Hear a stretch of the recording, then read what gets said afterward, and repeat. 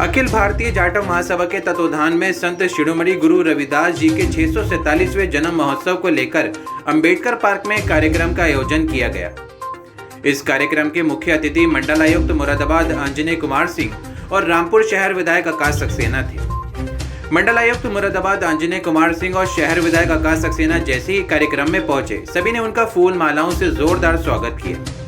तो वहीं इस कार्यक्रम के संयोजक महेश कुमार सागर ने मंडलायुक्त मुरादाबाद और शहर विधायक आकाश सक्सेना सहित तमाम अतिथियों का फूल मालाओं से और शॉल पहनाकर स्वागत किया। वहीं शहर विधायक आकाश सक्सेना ने सभी को संत शिरोमणि गुरु रविदास जी के जन्म उत्सव पर बधाई दी और अपने विकास कार्यों के बारे में भी जनता को बताया। वहीं मंडलायुक्त मुरादाबाद अंजने कुमार सिंह ने जनता को संबोधित करते हुए संत शिरोमणि गुरु रविदास जी की जीवनी पर रोशनी डाली और रविदास जी के बारे में उनकी क्या समाज के प्रति सोच थी, किस तरह से उन्होंने समाज को एक धागे में पिरोकर रखा था, उन सब बातों को मंडलायुक्त ने रोशनी डाली। आज अगर हम सब आज इस कार्यक्रम में जो इकट्ठे हुए हैं, अगर आप कुछ साल पीछे जाकर देखोगे तो ये कार्यक्रम बहुत छोटे स्तर पर किया जाता था। शायद बहुत कम लोग ऐसे होंगे जो यहाँ जब देखते होंगे। तो जब इसकी शुरुआत हुई थी तो मात्र हम लोग सब एक माल्यार्पण के तौर पर इस कार्यक्रम को करते थे, लेकिन दिन ब दिन इसको जो इस कार्यक्रम है इसका रूप विराट होता चला गया और आज एक बड़े कार्यक्रम के रूप में आज इसका स्वरूप जो हुआ है उसके लिए महेश सागर जी को बहुत बहुत बधाई।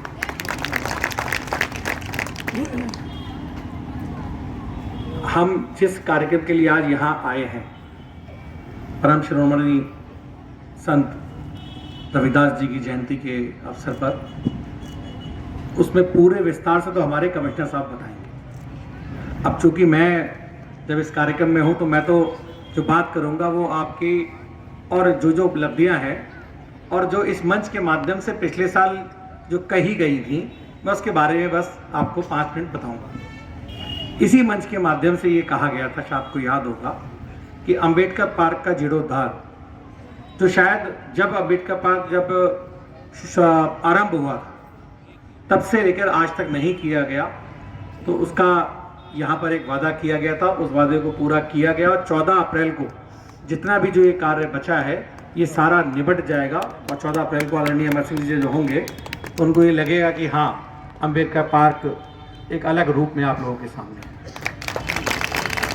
और हम रामपुर के ही मात्र अंबेडकर पार्क की बात नहीं करेंगे। अगर हम नगर विधानसभा क्षेत्र के दनियापुर फतेहपुर में जाएंगे, वहाँ पर हमने पिछले साल अंबेडकर पार्क एक नया बनवाया था और इस साल मेरी कोशिश है कि 14 अप्रैल से पहले वहाँ पर मूर्ति की स्थापना भी वहाँ कर दी जाए। भंडपुरा गांव की अगर बात करें तो वहाँ पर जो अंबेडकर पार्क है वहाँ पर हमने टीन शेड का और पूरा जो मैदान था उसको इंटरलॉक टाइलों से कवर किया जा रहा है, उसको भी हम 14 अप्रैल से पहले पूरा करा लेंगे।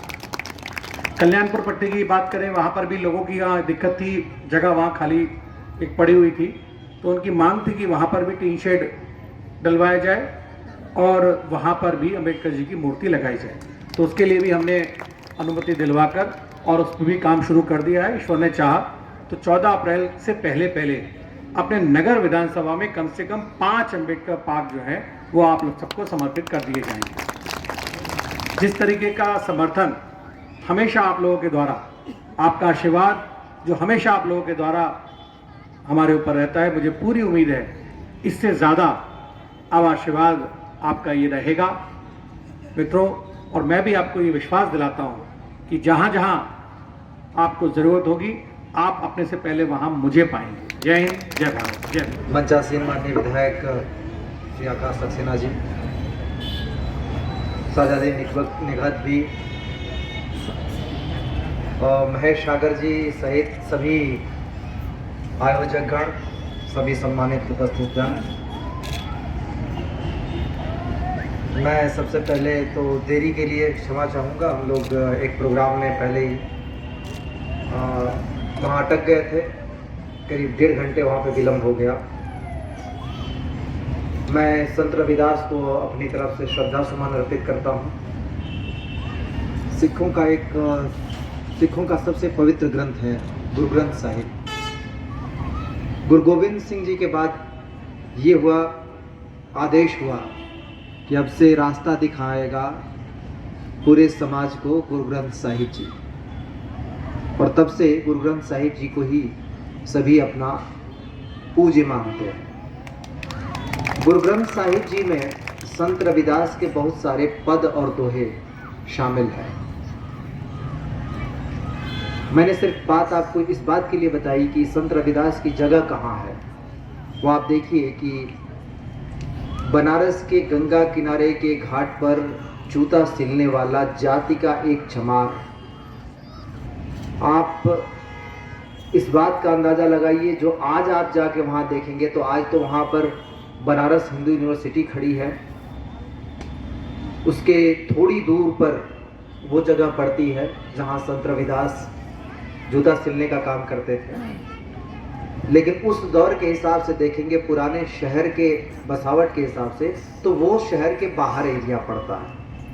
मतलब संत रविदास समाज के लिए अछूत रहे होंगे या समाज के अंदर नहीं रह सकते होंगे, इसलिए वो बाहर थे। और उस व्यक्ति ने कोई आंदोलन नहीं चलाया और पूरा समाज धीरे धीरे धीरे धीरे संत रविदास के इर्द गिर्द सिमटने लगा। एक दौर ऐसा आया कि संत रविदास बहुत सारे लोगों के गुरु बने, और ये भी कहते हैं कि मीराबाई भी उनसे दीक्षा लेने आई थी। सोचिए, मीराबाई कौन?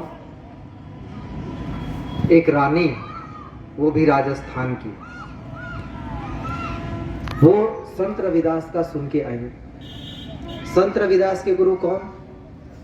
रामानंद, जो कबीर के भी गुरु थे। अब संत रविदास की जो जिंदगी है, अगर ओवरऑल देखें तो इतनी सी है।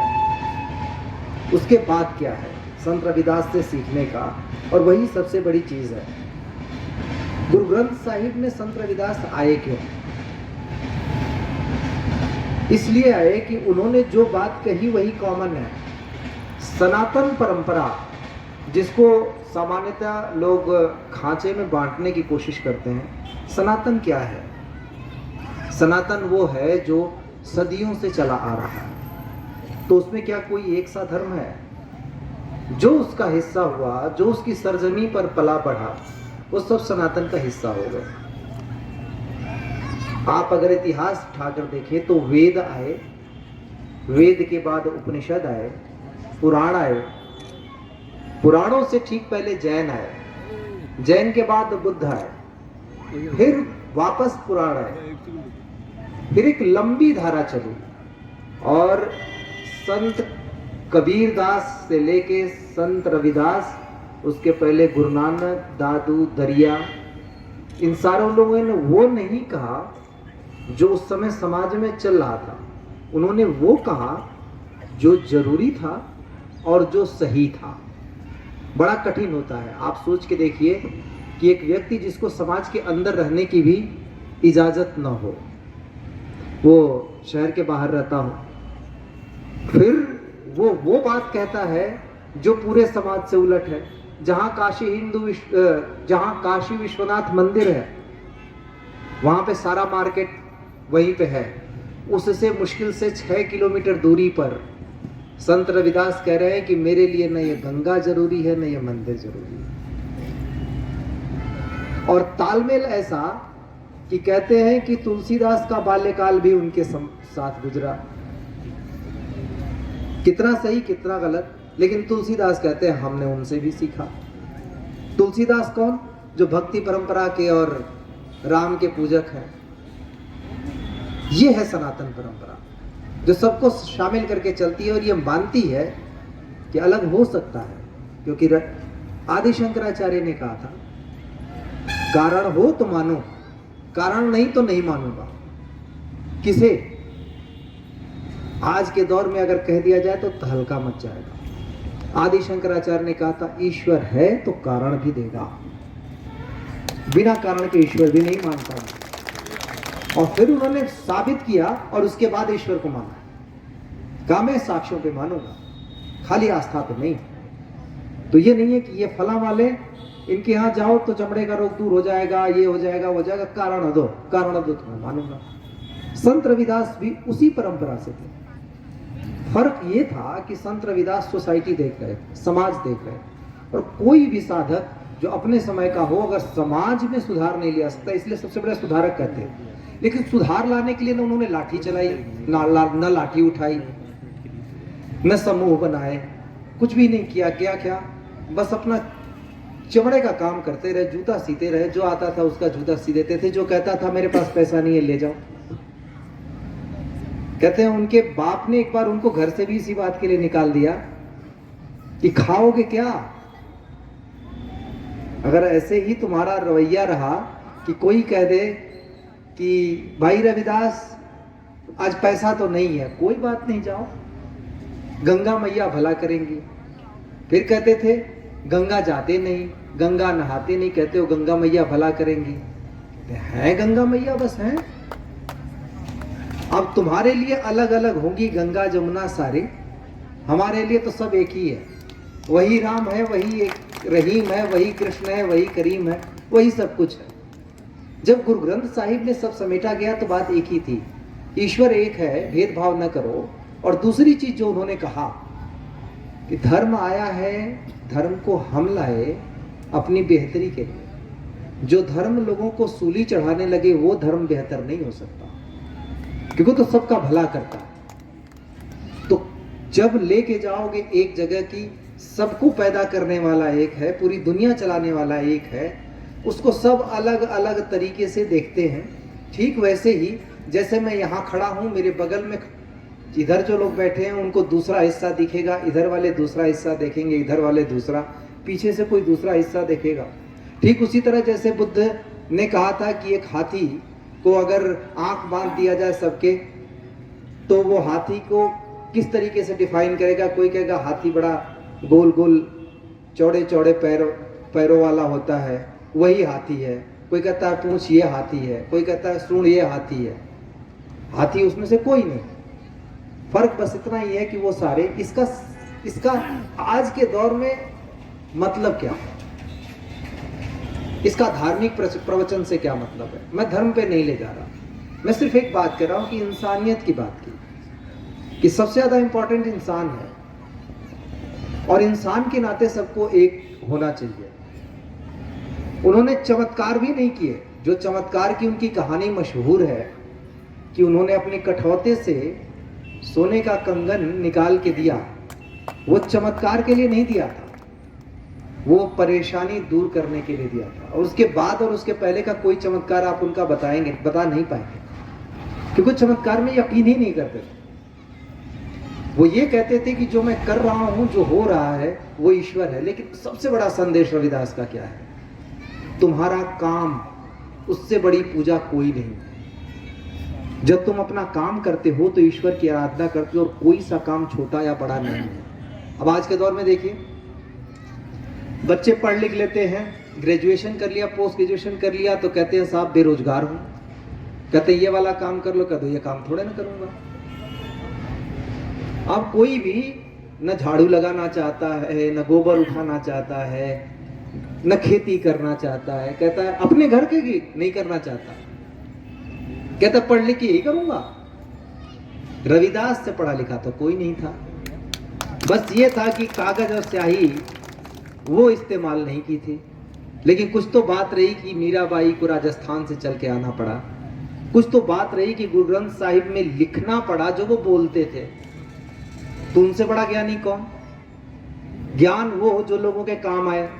चाहे जितना भी गणित लगा लो, अगर किसी के काम नहीं आ रहा है तो सारा व्यर्थ है, वो चाहे जितने भी विद्वान हो। बेसिक बात यही है कि संत रविदास ने जो सिखाया वो ये सिखाया कि काहे इंसान में भेद करते हो, क्यों इंसान के काम को छोटा या बड़ा कहते हो। जो जरूरी है, जो हमारे लिए जरूरी है, वो हमारा हिस्सा है। तो अगर छोटा है या बड़ा है, जो भी है, अगर हमारा जरूरी काम है तो हम, अगर घर में है तो झाड़ू भी लगाना पड़ेगा, बर्तन भी धोने पड़ेंगे, और वो सबको करने पड़ेंगे। और संत रविदास बड़ी खुशी से जब सारे उनको संत मान चुके थे, सब उनकी शरण में आ चुके थे, तब भी संत रविदास मिलते कैसे थे? उसी जूता सीते हुए और बैठ के ऐसे गोले में सबको बताते रहते थे कि लोगों ने टोका कि अब तो आपको काशी से बाहर जाना चाहिए, क्योंकि गंगा आप मानते नहीं, मंदिर आप मानते नहीं, अब काशी से बाहर चले, लोगों को ये ज्ञान बांटे। कहा जिसको सीखना होगा वो पास ही में आ जाएगा। कहा आपको चमड़े का काम करने की अब जरूरत क्या है, कहा यही पूजा है, तो छोड़ के कहां जाऊं। एक उदात्तता, और इसी से उन्होंने सिखाया। उन्होंने कहा ये काम छोड़ दूंगा तो वो नाराज हो जाएगा, क्योंकि जब ये करता हूं तभी मैं पूजा करता हूं। और एक से ऐसे एक नहीं, हजारों उदाहरण मिल जाए। आज जब हमारा सारा ध्यान इस बात पर है कि किसका रंग कैसा है, किसकी जगह कैसी है, किसकी पूजा की जगह क्या है, संत रविदास बहुत ही ज्यादा जरूरी है आज की दुनिया के लिए। हम उस जगह में, उस देश में रहते हैं। अब संजोग देखिए, यहीं कहीं अगल बगल में धरती पर भरत पैदा हुए, जिनके नाम पर हमारा देश भारत पड़ा, जिन्होंने पूरे भारत को एक किया। ये वही जगह है जहां पर भूत से लेके भविष्य की सारी संभावनाओं तक को समेटा गया, जहां कहा गया कि अगला अवतार भी होगा तो यही होगा। वो सारे सप्रमाणिक चीजें मौजूद हैं। यहाँ यही वो जगह है जहां से नदियां निकलती हैं और धाराएं अलग अलग निकल के फिर एक नदी में आके मिल जाती हैं। आपकी कोसी भी, आपकी रामगंगा भी जाके आखिरकार किस में मिलती है? गंगा में मिलती है। हम क्या कर रहे हैं? हम अपनी अपनी नदियों की पहचान कर रहे हैं और उसकी धारा रोकने की कोशिश कर रहे हैं। गंगा कहाँ बचेगी? समंदर कहाँ रहेगा? असल जो जरूरी चीज है वो समंदर है। हम समंदर हैं। हम हिंदुस्तान में रहने वाले लोग समंदर हैं, लेकिन हम सारी नदियों की धाराओं को अपना अपना अलग अलग कैटेगरी में बांट के रोकना चाहते हैं। आप रोक लेंगे, समंदर सूख जाएगा। समंदर सूख जाएगा तो आप खत्म हो जाएंगे। ये बेसिक सी बात नहीं समझते। दूसरी बात यह है, हमारे लिए संत रविदास की परंपरा और संत रविदास इसलिए जरूरी है। अभी मैं थोड़ी देर पहले एक कार्यक्रम में करा था, लेकिन समय बहुत छोटा था, कम था, तो मैंने अपनी बात बहुत शॉर्ट में रखी। लेकिन एक बेसिक भावना है कि आप जो सारे लोग यहाँ बैठे हैं, आपके पास जितनी संपत्ति होगी, आप अकेले हैं, आपके बच्चे होंगे 3-4, 2 होंगे, 2 बच्चों में आप चाहेंगे नहीं कि हमारी संपत्ति में से किसी बच्चे को कम मिले, किसी को ज्यादा। एक तो ये सोचेंगे कि दोनों को बराबर मिले, और जितनी मुझको मिली थी उससे ज्यादा मिले, तो आप अपनी संपत्ति को बढ़ाने की कोशिश करेंगे। ये बहुत अच्छी बात है कि अगली जनरेशन को आपसे और ज्यादा मिले, तो सोसाइटी को क्यों कम दे रहे हैं? ये सारी जब एक करेंगे, आप सारे परिवारों को एक मिलाएंगे, इनकी भी तो जरूरतें हैं। नदियां भी इनकी जरूरत है, पार्क भी इनकी जरूरत है, सड़क भी इनकी जरूरत है। सड़क को छोटी क्यों कर रहे हैं? तालाब पाट क्यों रहे हैं? मैदान छोटे क्यों कर रहे हैं? उसको भी थोड़ा और बढ़ाओ ना भाई, कि आगे आने वाली जनसंख्या बढ़ रही है, उसके हिसाब से उसकी जरूरतें बढ़ रही हैं। जो बेसिक सी चीज है, हम धर्म या जितनी सारी चीजें थी, रविदास ने, संत रविदास ने यही एक बात कही, और उसका जो सार है वो यही है कि हमको अनुशासन में बांधने के लिए आया है। अनुशासन नहीं रहेगा तो हम खत्म हो जाएंगे। और अनुशासन क्या है? अनुशासन ये है कि सवेरे सवेरे आप उठते हैं, सोचते नहीं है, मुझे नहीं लगता कि कोई दिमाग में प्लान करता होगा कि चलो अब ब्रश करना है। ऑटोमेटिक उठने के बाद आप जाते हैं, ब्रश करते हैं, आदत आपने बना ली है। उसके बाद सारा काम शुरू करते हैं। जिंदगी की एक दिनचर्या है, वो आपकी बनी हुई है।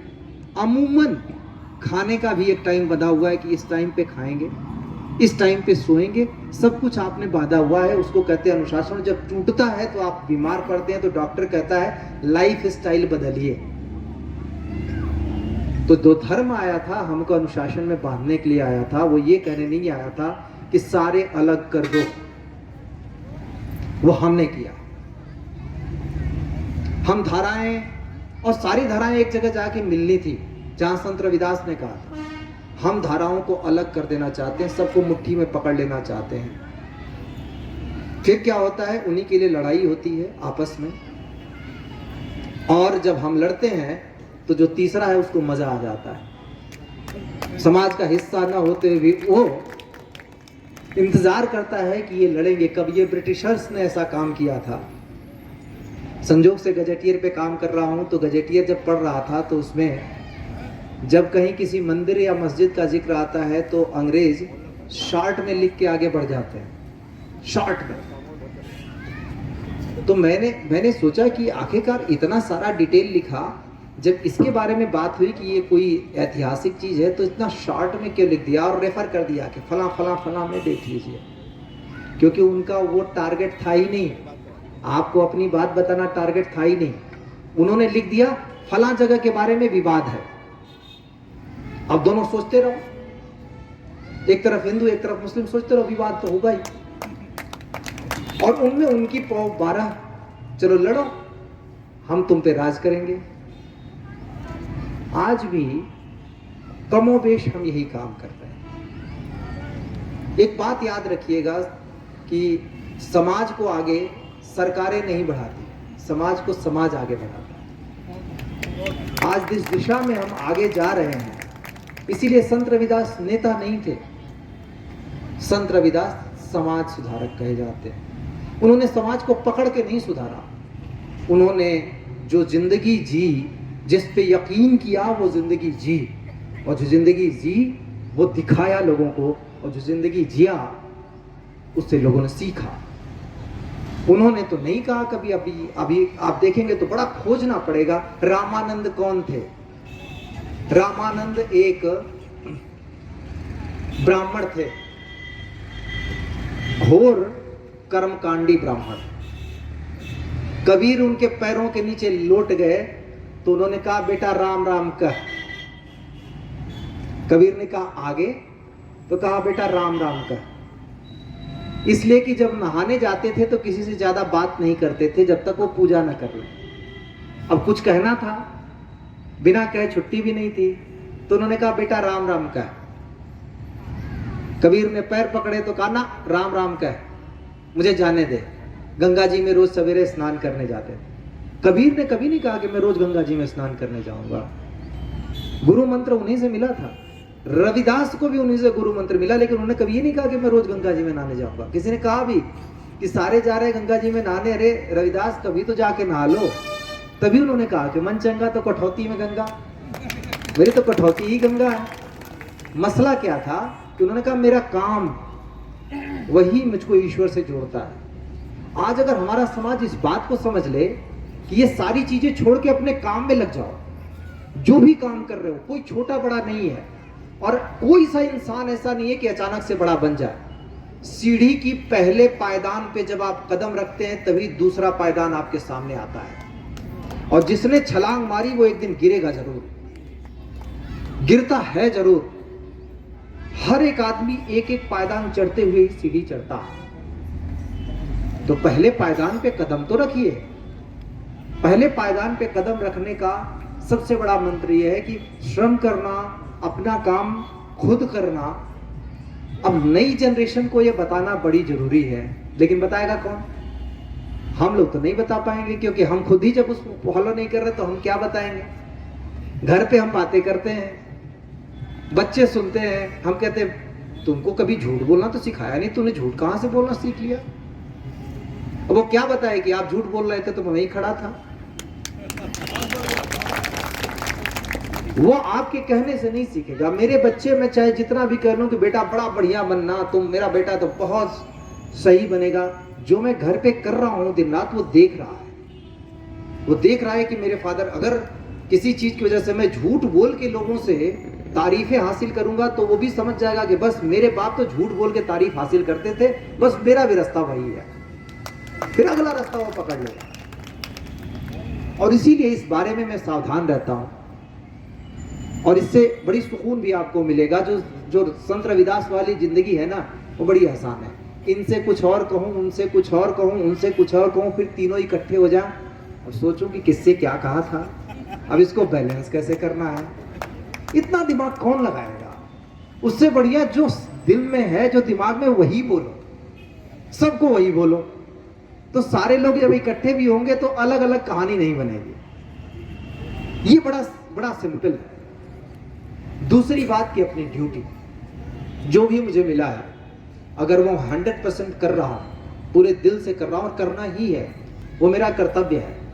कभी कभी ये लगता है जब सारे लोग कहते हैं आपने बहुत काम किया है, फिर मैं सोचता हूं कि मैंने कितना काम किया है यार, जितनी की तनख्वाह मिली उतना ही तो काम किया।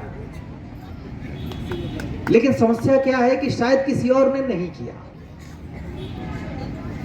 तो आपको लगता है कि ये बंदा ठीक है, इसको तारीफ मिलनी चाहिए, इस बात के लिए विशेष रूप से इसका सम्मान होना चाहिए। खास तौर पर जब सम्मान करने लोग पहुंचते, मैं कहता हूं काहे चीज के लिए? वो जो आपने किया, मैं कहता हूं भैया ड्यूटी का हिस्सा था। सरकार मुझे इसी बात के लिए इतनी सुविधाएं देती है, तनख्वाह देती है, करना ही था।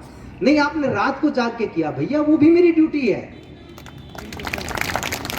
वो चाहे रात हो या दिन हो, हम पब्लिक सर्वेंट्स हैं।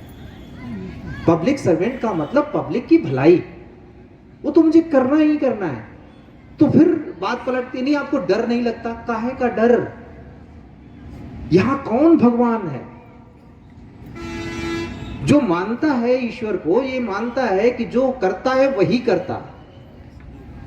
हम तो नियम कानून के दायरे में काम करने वाले लोग हैं।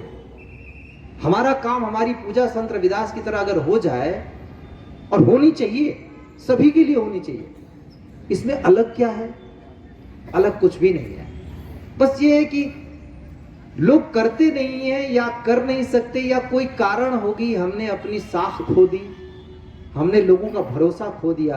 तो अब लोगों को लगता है अच्छा अधिकारी ये भी करते हैं, अधिकारी सुनते भी हैं, अधिकारी प्यार से भी बात करते हैं। यही करना था, इसी की ड्यूटी है। तो भाई ये सख्त भी बहुत ज्यादा हो जाते हैं, वो डिमांड है पोस्ट की। जहां सख्त होना है वहां सख्त होना है, तो हरदम थोड़े ना सख्त बनाए रखूंगा, मुंह बनाए रखूंगा।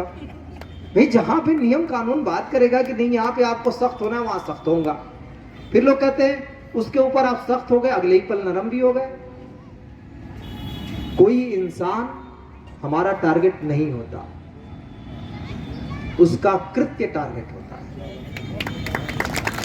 अगर वो इंसान कल को कुछ कर रहा है, गलत किया, तो वहां उसको पनिशमेंट मिलेगा। लेकिन क्या वो सामने जब आ जाएगा, मेरे एक इंसान के तौर पे तो कह दूं कि तुमने तो वो पुराना वाला गुनाह किया था इसलिए तुमसे, ऐसा कैसे हो सकता है भाई? संत रविदास ने भी यही कहा कि इंसान है तो कोई है जो कह दे कि मैंने जिंदगी में कभी कोई गलत काम किया ही नहीं। तो जब आप अपने लिए उम्मीद रखते हैं कि मेरी गलती को माफ कर दिया जाएगा, तो आप दूसरे की गलती को क्यों नहीं माफ करते? सीधी सी बात है, जो आप अपने लिए चाहते हैं वही दूसरों के साथ करिए, सिंपल से है। तब आप उम्मीद कर पाएंगे कि दूसरे भी करेंगे, ये सोसाइटी बेहतर बनेगी। अब संत रविदास पैदा नहीं होते, पहले होते थे। ये सोचने वाली बात है कि क्यों नहीं होते। या तो हम सारे संत रविदास बन गए इसलिए पैदा नहीं होते, या फिर हम सारे रास्ता एकदम से उल्टा चल रहे हैं इसलिए। और इसीलिए कबीरदास ने तो रविदास वाली भाषा बोली ही नहीं। संत रविदास बड़े सज्जन पुरुष थे, वो बड़े प्यार से बोलते थे और प्यार से उन्होंने सबको खींच लिया। कबीरदास तो सीधे तो हत्थड़ मारते थे और कहा कि कबीरदास से कहा राजा आया है, तो कहा कि कहां का राजा है? तो कहा सबसे बड़ा राजा है। कहा वो तो वहां है, वो तो मेरे दिल में रहता है, ये कौन सा राजा आ गया? कहा आपको जाना चाहिए राजा से मिलने। तो कहा वो तो मैं रोज मिलता हूं, अभी भी मिल रहा हूं। अभी कौन सा मिलना है? कहा पागल है। उन्होंने कहा पूरी दुनिया पागल है। तो सब कबीर को समझ ही नहीं पाते थे। रविदास ने बहुत सीधा सीधा रखा, मेरी बात मानोगे मानो, नहीं तो जाओ, कोई बात नहीं, रास्ता ये है। रास्ते पे ही उनका घर था, रास्ते पे ही सारे काम करते थे। कहते थे भाई नहीं सुनोगे तो भी कोई मेरी जिद नहीं है, सुन लोगे तो भी कोई बात नहीं। और मान लोगे तो और अच्छा, नहीं मानोगे तो भी कोई बात नहीं। आज जब हम संत रविदास की जयंती मना रहे हैं, ये बात थोड़ा थोड़ा करके, पूरा नहीं तो थोड़ा थोड़ा करके, कम से कम यहाँ से तो शुरू कर ही सकते हैं कि हमारा जो भी काम है, बच्चों को ये बताना बंद करिए ये काम छोटा है, ये काम बड़ा है। जो है हर काम जरूरी है। खेत से किसान अन्न उगाना बंद कर देगा, खाना नहीं मिलेगा, चाहे जितना भी पैसा आपके पास हो। अगर सफाई कर्मी यहाँ झाड़ू लगाना बंद कर देगा तो चारों तरफ गंदगी फैल जाएगी, आप यहाँ रहना नहीं चाहेंगे, चाहे जितना पैसा आपके पास हो। ये सब जितने लोग हैं, छोटे बड़े, जिनको आप काउंट करते हैं, वो छोटा वो बड़ा, वो सब समाज का हिस्सा है। और जब वर्णों में बांटा गया कि ये 4 वर्ण या 6 वर्ण या व्हाटएवर जो भी बांटा गया, तो हिसाब ऊंच नीच करने का नहीं था। वो तो हमारी समझदारी ने ऐसा गड़बड़ कर दिया कि सबको, किसी को ऊंचे में, किसी को नीचे में, वो नीचा हो गया, वो ऊंचा हो गया। और रविदास ने इसी बात का विरोध किया कि काम से किसी को ऊंचा नीचा मत बोलो, काम से किसी को जाति में मत बांटो, खांचे में बांटने की जरूरत ही नहीं है, किसी को जात में मत बांटो, बराबर इंसान को इंसान समझो। और आपसे मेरी यही रिक्वेस्ट रहेगी कि अंदर से, बाहर से नहीं, अंदर से भी इंसान को आप इंसान समझते रहें। ये सबसे बड़ी संत रविदास जैसे लोगों को हमारी श्रद्धांजलि होगी। Thank you.